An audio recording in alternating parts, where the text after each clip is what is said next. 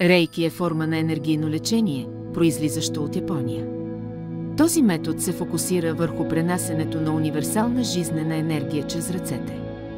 Основан от Емика Усуи в началото на 20 век, рейки днес е разпространен по целия свят. Практиката има за цел да подобри физическото, емоционалното и духовното благосъстояние. Сърцевината на рейки е идеята за невидимата жизнена енергия. Тази енергия се смята, че е отговорна за нашето физическо здраве и емоционално равновесие. Рейки практикуващите се учат да канализират тази енергия. Те я предават на другите за лечение и самопомощ.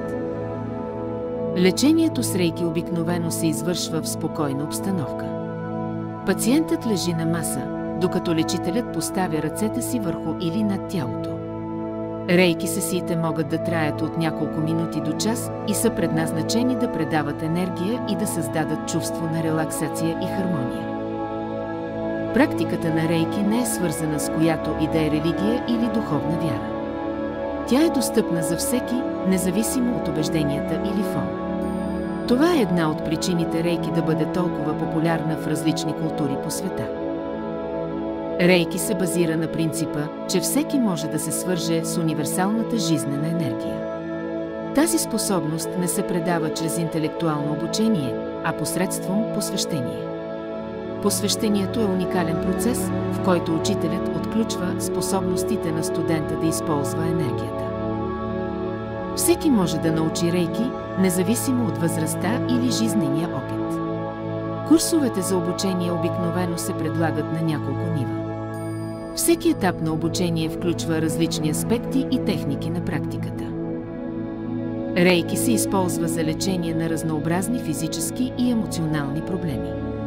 Практиката често се прилага като допълнение към традиционните медицински терапии. Тя се смята за полезна в облекчаването на стреса, тревожността и болката. Въпреки че рейки се смята за безопасно, важно е да се разбере, че това не е заместител на традиционната медицинска помощ.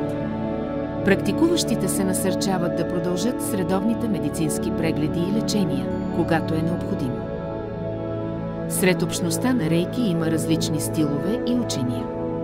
Въпреки това, основният фокус винаги остава върху работата с енергията.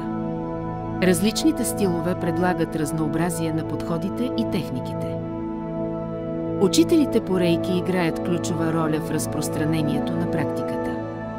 Те предават своите знания и опит на учениците, подпомагайки ги в техния път на изучаване и практикуване на рейки.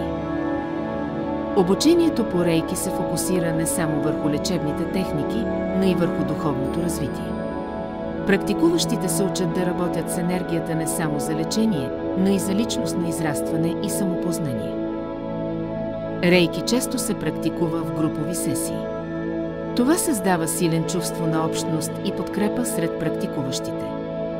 Груповите сесии също допринасят за споделянето на енергия и опит. Мнозина смятат рейки за инструмент за увеличаване на самоосъзнаването и интуицията. Тази практика се използва не само за физическо лечение, но и за развитие на дълбоко вътрешно разбирателство. Рейки също така се използва в медитативни практики.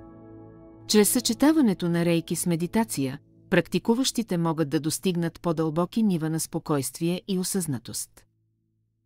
Някои практикуващи на рейки съчетават метода с други холистични терапии. Това включва ароматерапия, кристалотерапия и рефлексология. Тази интеграция усилва цялостния подход към здравето и благополучието. Въпреки положителните отзиви, рейки остава обект на спорове и скептицизъм. Научните изследвания в областта все още са ограничени. Важно е практикуващите да подхождат към рейки с отворен ум, но и с критично мислене. Рейки се предлага в множество центрове за холистично здраве и лечебни практики по целия свят. Това го прави достъпен за хора, търсещи алтернативни методи на лечение и самопомощ. Накрая, рейки представлява път към хармония и баланс.